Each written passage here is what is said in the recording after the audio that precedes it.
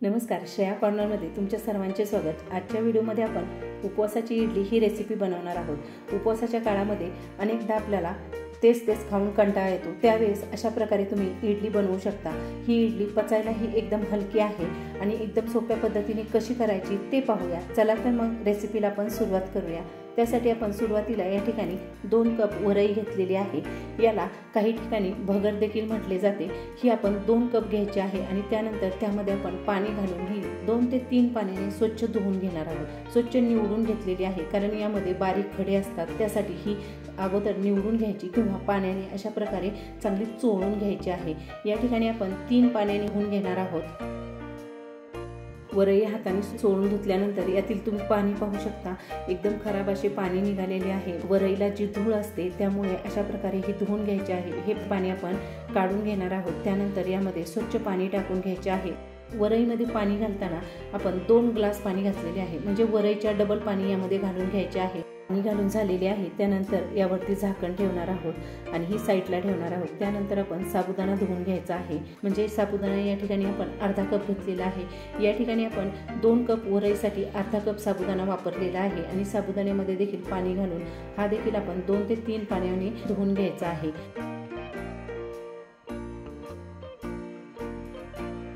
धुवून झाल्यानंतर यातील सर्व पाणी काढून घ्यायचे आहे। काढून घेतल्यानंतर यामध्ये आपण पाणी घालून घ्यायचे आहे। साबुदाणा भिजेल याच्या डबल पाणी घालून घ्यायचे आहे आणि त्यानंतर याच्यावरती झाकण ठेवायचे आहे। ज्याप्रमाणे आपण वरई धुतलेली आहे त्याचप्रमाणे साबुदाणा देखील धुवून यामध्ये पाणी घालून घेतलेले आहे। या ठिकाणी हे आपण 5 ते 6 तासासाठी भिजत ठेवणार आहोत। ठिकाणी आपले 5 तास भिजून झालेले आहे। 5 तासानंतर आपण याच्यावरती झाकण काढून पाहूया। झाकण काढल्यानंतर तुम्ही पाहू शकता साबुदाण्याने पाणी सर्व शोषून घेतलेले आहे आणि अशा प्रकारे दाबून घेतल्यानंतर एकदम मऊ असा साबुदाणा या ठिकाणी भिजून तयार झालेला आहे। वरईमधील सर्व पाणी आपण काढून घेणार आहोत आणि ही मिक्सरला फिरवून घ्यायची आहे। मिक्सरचे भांडे घेतलेले आहे, त्याच्यामध्ये आपण सुरुवातीला वरई बारीक करून घेणार आहोत। या ठिकाणी तुम्ही पाहू शकता एकदम बारीक अशी ही आपण वरई करून घेतलेली आहे। ज्याप्रमाणे आपण तांदळाची इडली करतो आणि तांदूळ बारीक करतो त्याचप्रमाणे वरई देखील या ठिकाणी आपण सर्व बारीक करून घेतलेली आहे आणि त्यानंतर त्याच भांड्यामध्ये आपण साबुदाणा बारीक करून घ्यायचा आहे आणि साबुदाणा बारीक करताना यामध्ये आपण पाणी घातलेले नाही। जर जरुरी वाटली, जास्त मिश्रण घट्ट वाटत असेल तरच पाणी घालायचे आहे आणि हे मिक्सरला फिरवून घ्यायचे आहे। साबुदाणा तुम्ही पाहू शकता बारीक करून झालेला आहे। वरईच्या मिश्रणामध्ये हा घालून घेणार आहोत आणि दोन्ही मिश्रण आपण एकाच भांड्यामध्ये चांगले मिक्स करून घ्यायचे आहे। या ठिकाणी मिश्रण तुम्ही पाहू शकता आपण पातळ न करता एकदम घट्ट असे केलेले आहे, म्हणजे आपण भिजत घालताना जे थोडे पाणी राहिले जाते त्याच्यामध्येच हे मिश्रण आपण मिक्सरला फिरवून घेतलेले आहे आणि हे आपण रात्रभर भिजत घालायचे आहे। दुसऱ्या दिवशी सकाळी तुम्ही मिश्रण पाहू शकता एकदम घट्ट आणि असे मिश्रण आपले चांगले फुललेले आहे, म्हणजे हे भिजून तयार झालेले आहे। त्यानंतर जेवढ्या इडल्या करायच्यात तेवढेच आपण यामध्ये एका भांड्यामध्ये पीठ काढून घ्यायचे आहे। पीठ काढताना तुम्ही पिठाची कन्सिस्टन्सी पाहू शकता, एकदम घट्ट असे हे पीठ आहे। त्यानंतर यामध्ये आपण चवीनुसार मीठ घालून घेणार आहोत। मीठ घातल्यानंतर याच्यामध्ये आपण थोडेसे पाणी घालायचे आहे आणि हे मिश्रण चांगले फेटून घ्यायचे आहे, म्हणजे पळीनेच आपण हे चांगले अशा प्रकारे मिक्स करून घेणार आहोत। जेवढे आपण चांगले हे मिक्स करेल तेवढे आपली इडली एकदम हलकी फुलकी तयार होते।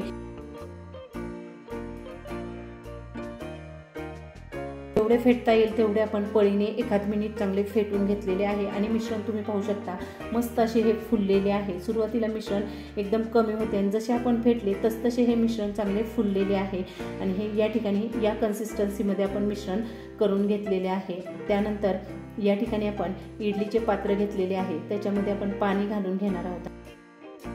सुरुवातीला आपण पाणी गरम करून घ्यायचे आहे, त्यासाठी याच्यावरती झाकण ठेवणार आहोत। झाकण ठेवून हे आपण चांगले गरम करून घ्यायचे आहे। तोपर्यंत आपण इडली स्टँड घेतलेली आहे आणि त्याला आपण तेल लावून घ्यायचे आहे। इडली स्टँडला तेल लावल्यामुळे इडली आपली वाफवून घेतल्यानंतर भांड्याला चिकटली जात नाही, त्यासाठी आपण सुरुवातीला याला तेल लावून घ्यायचे आहे।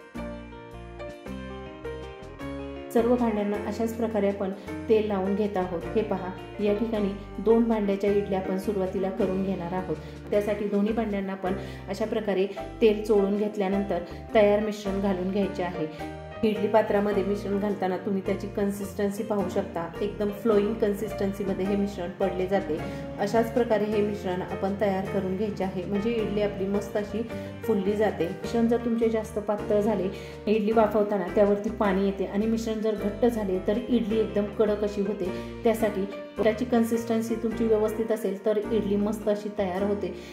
पात्रामध्ये सर्व मिश्रण आपले घालून तयार झालेले आहे। हे पहा, अशा प्रकारे आपण हे सर्व वाफवून घेणार आहोत। या ठिकाणी आपण सर्व पीठ घालून घेतल्यानंतर सुरुवातीला आपण स्टीमरमध्ये पाणी गरम केलेले आहे, ते गरम झाले की नाही ते पाहूया।